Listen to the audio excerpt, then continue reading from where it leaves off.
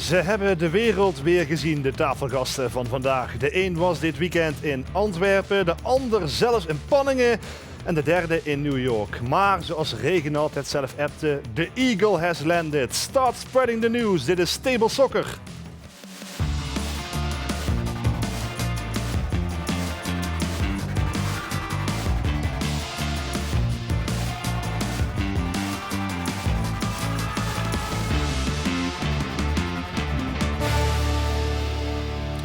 Welkom bij Tafel Voetbal, of Table Voetbal zoals Reginald het liever hoort. Vanaf deze week niet op het YouTube-kanaal van LA Nieuws, maar op het YouTube-kanaal van L1. Mocht u het willen terugkijken, of u blijft gewoon zitten en u krijgt alles mee van ons fantastische trio van vandaag dat hier zit aan tafel.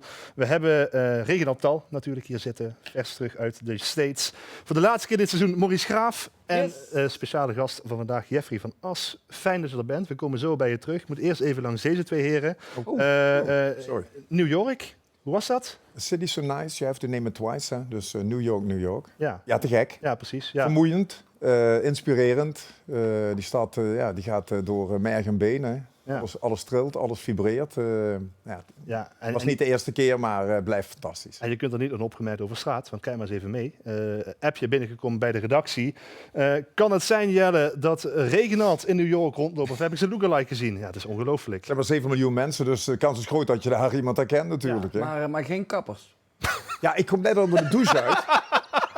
Ja, mijn kapster is inderdaad op vakantie. En waarvan acte, Bente, als je kijkt...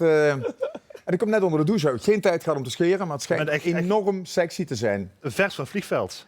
Ja. Van een vliegveld. Ja, je valt goed bij de mannen. Dankjewel. Jij was in Panningen. Daar viel je ook iets op, toch? Ja, is ook leuk. Ja, niet voor Bevo, die handballers, want die hadden ook goed gedaan. Maar dit viel mij op. Hè. Kijk, Ja. fans van ons programma in Panningen. Daar staan ze gewoon, Wolder en Fantastisch. Stettler. Ja. Ja, leuk toch? En even teruggezwaaid naar de mensen. Zekers. En ook gezegd, uurtje eerder kijken. Denk eraan. Ja, 6 vandaag uur. nog. En volgende week. Het is jouw laatste, maar volgende week Ja. zijn we er nog 1 keer natuurlijk. We gaan het even over Lommel hebben met jou, Jeffrey. Want ik zou je bijna al willen feliciteren. Gaan jullie promoveren naar het hoogste niveau? Nou ja, als ik er niet in geloof, dan kunnen we net zo goed niet aan beginnen. Alleen het is wel gek. We hebben een finale gespeeld in 1B dan tegen Beerschot.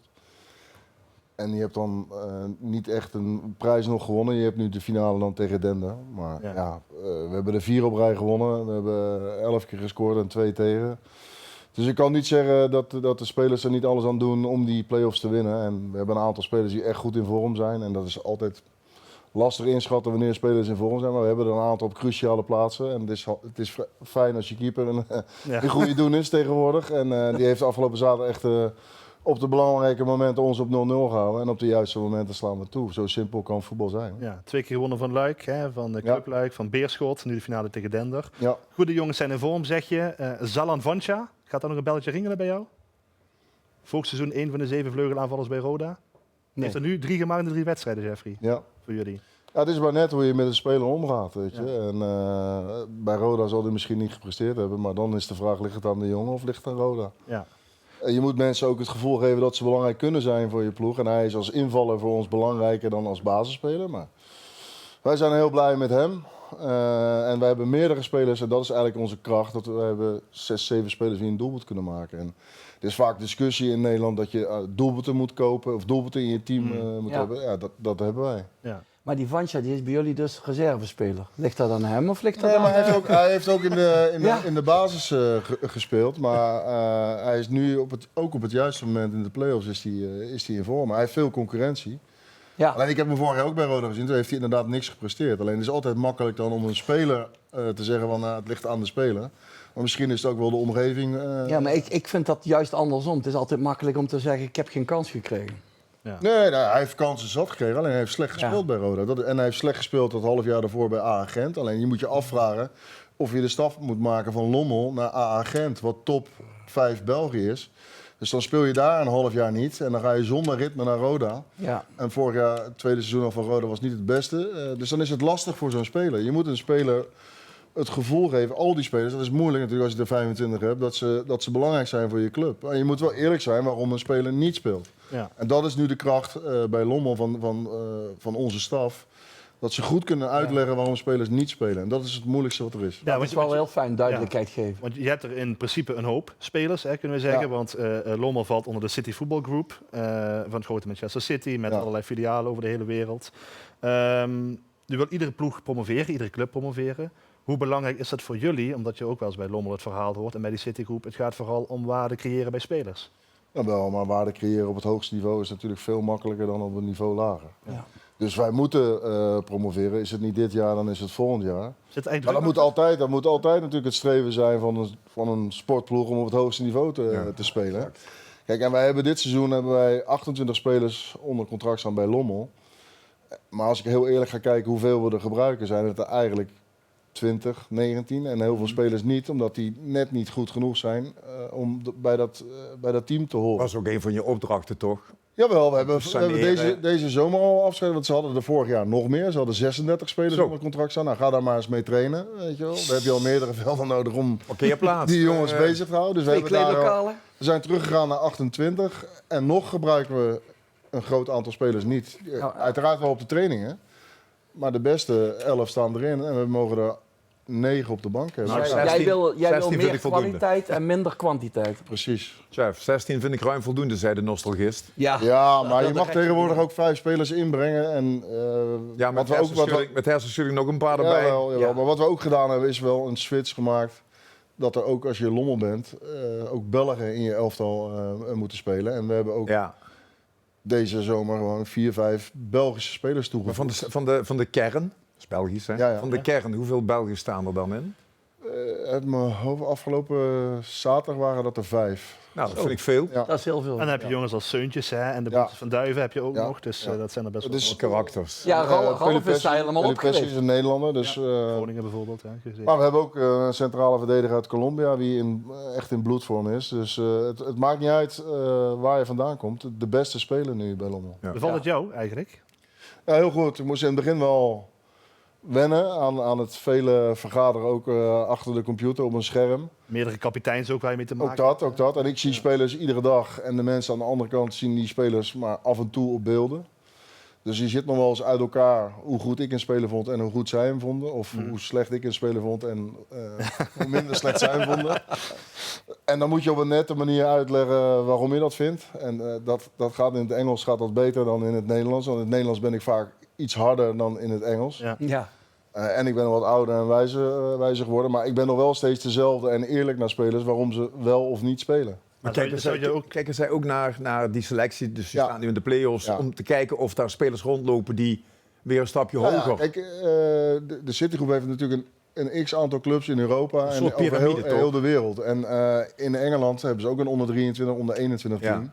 En als je in 1B speelt, ben je natuurlijk niet zo heel aantrekkelijk voor talentvolle spelers uit Engeland om die overstap te maken naar België. Maar speel je op 1A en je speelt tegen Club Brugge, Anderlecht, dat willen die jongens wel. Ja, natuurlijk. Dus als wij weten te promoveren, dan kan je ook betere talenten onze kant op laten gaan. Ja. En hoef je niet nog talenten bij te kopen. Nee. Is wel mooi dat die supporters van Lommel, die zijn helemaal gek voor jou. Moet je kijken. Wat zouden die zeggen, denken die supporters van Lommel? Ik denk iets van Jeffrey moet blijven. Even kijken, zou dat zo zijn? Wat denken die supporters? Jeffrey moet blijven! Ja, zie je. Krijg je toch weer gelijk. Ja. Ongelooflijk. Nou, graag twee draaien. Ik denk toch dat er wel wat mensen spijt hebben dat ik niet gebleven ben. Chef, kom nog even bij terug. Nee, maar laat mij daar iets over zeggen. Heel snel dan. Dat is een vriend van mij, een gewaardeerd ploeggenoot. Dus ik ken hem als mens en als speler. Als je NAC, NAC, als je Roda en je hebt ADO gehad als clubs. En je hebt dan tussendoor een paar keer pech gehad en ook lang niks gehad, te lang niks gehad. En dan nu bij Lommel een super prestatie levert, in het eerste jaar. Ja. Marktwaarde gaat omhoog en dan kun je inderdaad zeggen, vanuit Kerkrade, dat zit Robbie Savin, ook een vriend van de show verder. Maar ik ben wel blij dat je marktwaarde op dit moment stijgend is. Zeker. Staat genoteerd. Mooi compliment van de ploeg. Ja, zeker. Ja, zeker. Snel naar het Limburgs elftal. Dit is het oude elftal, althans oud van een week oud, moeten we dan erbij zeggen. Een wissel, Maurice, wie ga je eruit halen? Ik ga het grootste Limburgse talent terug in de ploeg brengen. Dat is Ruben van Bommel. En dat gaat ten koste van Zandbergen, die op linksbuiten gepositioneerd staat daar, maar wat in feite een spits is. Ja, dus Ruben is aan het herstellen van een blessure, maar is op de goede weg. En hij verwacht in de aanloop naar het nieuwe seizoen aan te kunnen sluiten. Dus absoluut Ruben, dus sterkte bij de laatste stapjes terug de basis. En de zwaarste stapjes trouwens. Zeker. Maar hij komt steeds dichterbij. Ik was er niet, dus ik heb echt de hulp van de redactie moeten inroepen. En wel grappig op zich dat Bryant Nieling, wie kent hem nog? Jongen die in Sittard geboren is, 23 jaar. Jeffrey kent hem zo te zien. Speelt in de Serie B, Modena. Dat is heel veel tegels maken, ik ben er ooit geweest. En die staan op de nummer 5. Ik ben een beetje Sier de Vos aan het worden. Hè? Ja, ongelooflijk. Hier kun je heel lekker eten. Ja. Nee, dus die zetten we erin en halen we de Marquez even uit. Tegelijkertijd zou ik willen zeggen dat feitelijk 11 spelers van Fortuna erin moesten staan. Maar dat is de enige Limburgse club die echt volgens verwachting en misschien wel boven verwachting gepresteerd heeft. Ja. Maar goed, Marquez dus even eruit en Nieling erin en Van Bommel erin. Yes. Marquez eruit, dat gold ook voor de wedstrijd tegen PEC Zwolle bij Fortuna. Dat bood kansen, 14 afwezigen voor anderen. En dus speelden bijvoorbeeld Daan Bisschops en Tristan Schenkhuizen, debutant in de basis. En Wil Boesse, de trainer, die was trots. Ja, zeker. Echt complimenten voor Tristan Schenkhuizen. Dat jongen heeft het hele seizoen met de eerste mid getraind. Nooit verzaak. Altijd zijn stinkende best gedaan. En wat hij vandaag gaat laten zien is natuurlijk geweldig. Daan ook, denk ik, Daan Bisschop. Ja, dat is de tweede, wil ik wel zeggen. En Daan ook, absoluut. En dat is voor die jongens is dat natuurlijk een uitstekende gelegenheid om zich te laten zien. En dat hebben ze dik en dubbel loog laten zien. Dus dat is prima. Ja, Is dat goed te verstaan trouwens voor iedereen? Want als je toch van ene keer gewoon dialect gaan praten. Sorry? Vorige wel, nu wordt het lastiger. 2 keer Geleen Zuid dus in de basis bij Fortuna. Heel mooi om te zien. Kun jij je prof basisdebuut nog herinneren? Hoe ging dat eigenlijk? Tegen Fortuna. Ja? In de baan, dat ja. Assist op Hans Visser. Allemaal vlekkeloos. Ja, ben je debuut en assist op? Ja. Tiki-taki. 1-1. Voor wie? Voor MVV dan? MVV, ja. Want jij bij Ajax natuurlijk ook best tegen dat sterren-elftal aangezeten destijds. Jawel, maar ik heb nooit mijn debuut gemaakt in het eerste elftal. Dus het debuut in de Eredivisie was in de baan. Dus, Lag dat aan de trainer of lag Dat wordt een terugkerend boemerangetje. Voor dat niveau, ik had gewoon betere Ja, vormen. maar redelijk elftal toen ook eigenlijk. Jawel, zeker. Dat was midden jaren 90, hè, voor de mensen die even Ja. gemist hebben. Nu was je wel in de baas gekomen, denk ik. Ja. Nu had het wel. Ja, jullie ook, ik niet. Oké. Goed, ja. Nee. Jouw profdebuut, hoe ging dat? Basisdebuut? Ja, ik heb dat moeten opzoeken een keer uit bij Den Bosch verloren, geloof ik, of zo. Dat was allemaal niet spannend. Geen beelden van. Nee. Nee, veel spannender was toen ik afgekeurde spits was. Ik was redelijk in de eerste divisie, slecht in de Eredivisie, was niet goed genoeg.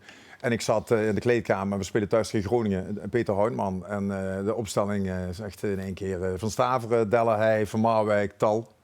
1 minuut voor 7. Toen gingen we nog gewoon om 7 uur naar buiten. En om 5:30 kwamen we terug om het veld op te gaan. Zo was toen feitelijk mijn carrière begonnen. En toen stond ik in de basis en er niet meer uitgegaan toen. Als voorstopper. Nee, precies. Ja. Bij jou? Ook van het begin af aan? Nee, ik heb ellendige jaren gehad. In het begin, mijn debuut was thuis tegen Sparta. 0-2 verloren. Ik startte als rechtsbuiten. En ik had Frans Nijssen achter me staan, die alleen maar langs die lijn kwam rennen.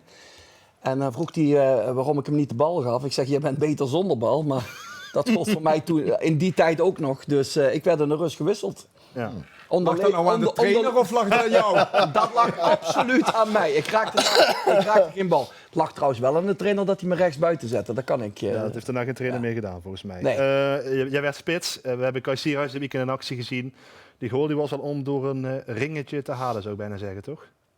Ja, Fantastisch ik goal. vind echt zo knap hoe Kai na 2 keer die zware blessure iedere keer zo terugkomt en dan die bal zo pakken. Dit is ook wel een echte spitsengoal. Hè? Dat is gewoon puur intuïtie. Dat is niet nadenken, schieten. Ook wel een beetje techniek, toch? Dit? Ja. En Ajax-goal. Dit is ook vooral vertrouwen. Ja, ja, maar hij is nou transfervrij dus. Hij heeft de clubs voor het uitzoeken. En ik zei eigenlijk in het voorgesprek met Reginald Jeffrey al... Ik zeg, we moeten nog even bepalen naar welke club die gaat. Ja. Toen kwam ik al met een Twente. Heb ik ooit gehoord. FC Utrecht.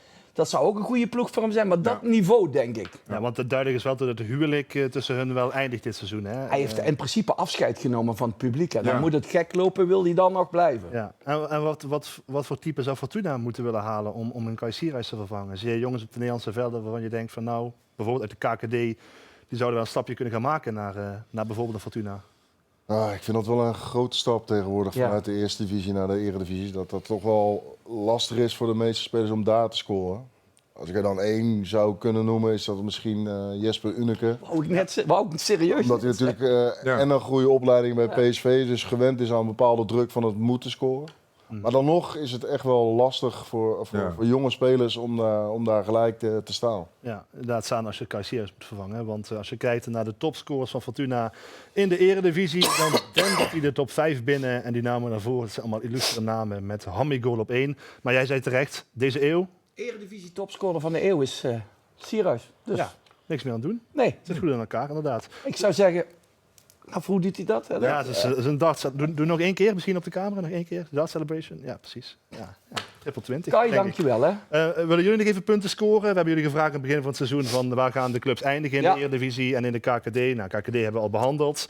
Dit zeiden de heren over Fortuna, 10e en 11e. En jullie raden het nooit, Fortuna staat 11e.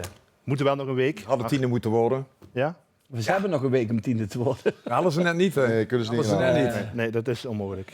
Ja. Nee, ja. Jullie zijn niet verbaasd. Goede prestatie. Ja. Nee. Goed, goede prestaties. Ook ongetwijfeld weer op de amateurvelden. Hier komen ze, de amateurs. De amateurs. De amateurs. De amateurs. Zo, daar komt het weer. Groene Ster tegen Kloetingen. Levi Goldstein, of zeg maar Goldstein voor Groene Ster in de strijd tegen degradatie. Dan GSV 28 EVV vorige week. Geoffrey Jacobs pakt een penalty. Heer RKASC. Kenzo Bosker scoort namens de thuisploeg. Dan de BV meisjes onder 17. Kira Schuffelers namens de vriendinnen van de show. Wederom tref zeker. Geurse Boys Passart. 22e goal voor Kjeld Gene. Die scoort aan de lopende band. En dat geldt ook voor Liam Heusje. Al degradeert RK UVC wel. Sterkte in Udestraten. Mike Susser. Subtiel. Een goal voor Veilen tegen Zwart-Wit. En dan tenslotte Armanem Rabet. Namens Rood-Groen LWC een hattrick in de wedstrijd die de titel oplevert voor die ploeg uit Vaals en Lemiers. Feest daar ook bij trainer Gino Facena, die we nog kennen natuurlijk van zijn tijd bij Fortuna. Ja, dat is de tijd waarin de prijzen worden uitgedeeld. Maar we hebben nog één uitzending volgende week. Dus als je nog beelden hebt van doelpunten, van Friet Schalen, laat maar komen. Stuur ze in naar tafelvoetbal@l1.nl. We brengen de amateurs samen met Monen Movies. Ik weet niet wat daarop staat, Maurice, maar we moeten wel even dat doelpunt van Linzen, wat werd afgekeurd, memoreren. Ja? Ik heb het door, dat is niet normaal hè. Dat doe je op de training normaal, hè? Ja, echt en dan zonder dat mislukt het 99 van de 100 keer. Moet je de auto gaan wegzetten. Maar Ja. fantastisch, toch? Ja, het is een van de mooiste buitenspelgoals die ik ooit gezien Ja. heb. Toch, deze. Dat is een mooie categorie. Ja. Ja, maar dit geeft zo aan hoe goed hij ook is. Ja. Ja. Hoe clever ook. En vertrouwen die heeft. Bal vanaf de achterlijn, techniek. buitenkantje voet. Ja. Schiet hij hem even Ja, binnen. kijk even nog een keer. De Dit. wedstrijd tegen Groningen. Kijk waar die bal ligt. Boem. En schiet hem langs de fotograaf. Zo, man, echt. Ga voor golen. En in de herhaling zag je ook dat hij aan het kijken was, dat hij het ook nog bewust deed. Ja. Ja, was het bewust? Die? Ja, Zeker. Ja, oké. Ja. Ja, dit is Brian Kijk. Lens, dus dan is het Hop. bewust. Zo, lekker man. Ja, schitterend. Zeker. Rob Penders die koos ondertussen bewust voor Roda. Hij was al even bekend dat hij de trainer zou worden. Afgelopen week werd hij gepresenteerd en hij gaat pragmatisch te werk in Kerkrade.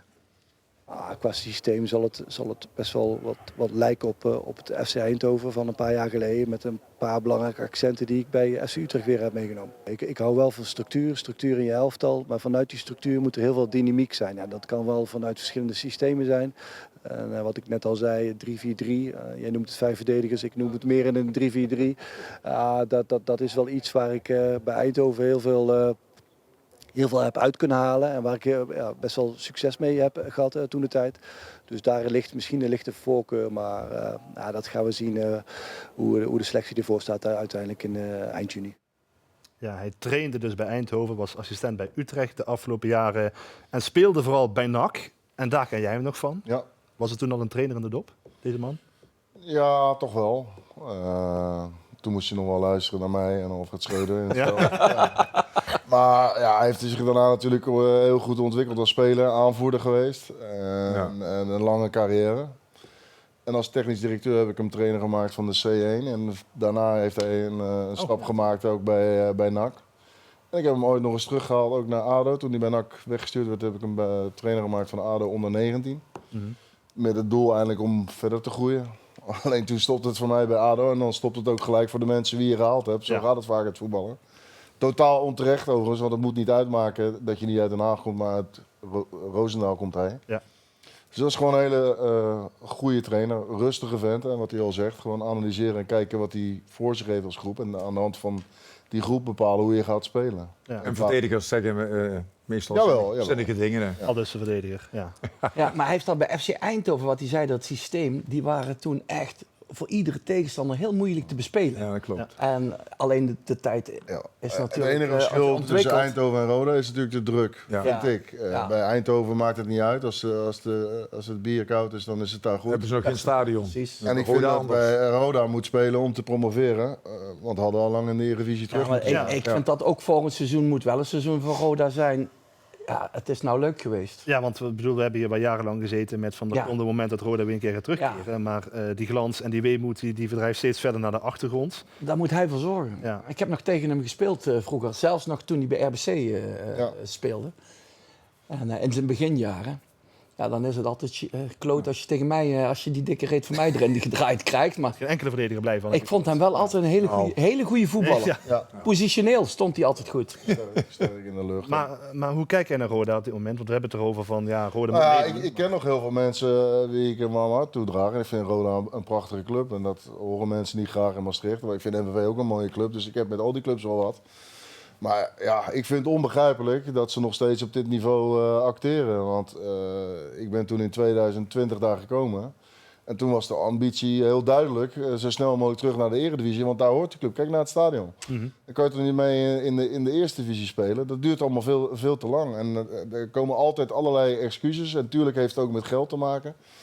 Maar er zijn Maar, veel grote clubs die in de eerste divisie spelen. Jawel, maar dit seizoen was de competitie toch echt erbarmelijk slecht. Ja, Ja. eens. Dus je hebt echt een Eens. gemiste kans. Ja. Maar is het dan ook zo simpel dat er gewoon geld bij moet om echt een geduchte, Ja, en- serieuze kans te hebben? Er moet misschien geld bij, maar je moet ook... Kijk, Rezel heeft het wel vaker gezegd. Waarom heb je 28 spelers nodig? En wij hebben er ook 28. Alleen die waren er al. Je kan ze niet allemaal wegsturen. Nee. Je moet kwaliteit binnenhalen. En een aantal jonge spelers uit Jong Roda. Ik ga nu ook een jonge speler van Jonge Lommel. Die gaat bij ons tekenen. Die is net 18 geworden. En die gaat gewoon het nieuwe seizoen aansluiten. Is nu al mee bij de wedstrijden om te voelen wat dat is. En ja... Je moet er een paar van dat soort Jeffrey- spelers bij hebben. En je moet niet 28 spelers hebben om te zeggen... Nee. kijk eens hoe groot onze selectie Maar is. zie je hoeveel KKD-clubs in de winter allemaal van die nood Ja. aankopen of huurlingen halen? Hoeveel presteren daar dan van? Ik vind dat allemaal weggegooid geld. En ik denk als je gaat kijken bij ADO en Cambuur... dat die 16 tot 18 spelers echt heel veel gebruikt hebben... en die anderen eigenlijk niet. Ja. Ploegen die winnen gebruiken altijd dezelfde spelers. De laatste weken winnen wij wedstrijden... omdat we bijna iedere week in dezelfde Ja, dat opstelling krijg je ook spelen. automatisme. Dat is de enige En als manier. je Maar wedstrijden dat zei wint, Stefan Roos is 40 niemand jaar geleden al. En de beste spelen. Ja. Het zijn maar 34 wedstrijdjes. Hè? Ja. Wij hebben ook een 36. vastigheid. Maar dan wil ik heel even door, jongens. Oké. Moet snel. De versnelde ronde. Zullen we beginnen bij Maurice deze keer? Was jij getuige vandaag van de laatste 8 minuten van Heerenveen NAC? Absoluut niet. Nee, geen getuige? Oké. Nee. Wie wordt 16e? Telstar of Volendam? Ik denk Volendam. Oké. Dat gaan we goed doen komende week. De broer van Issam Almaaj, dat is Adem Almaaj, die gaat met Marokko onder 17 in de Afrika Cup, Reginald. Ja, dat zal mij helemaal niks interesseren. Als keeper? Als keeper. Ja. Ken die Zo'n jongen keeper. niet. Zit in de familie, heb ik gehoord. Maurice, jij bent een trouw Barcelona-fan, kunnen we zeggen. Ben je al blij met de landstitel? Ik ben heel blij met de landstitel. man. Ik lag gisteren uitgebreid op het bankje.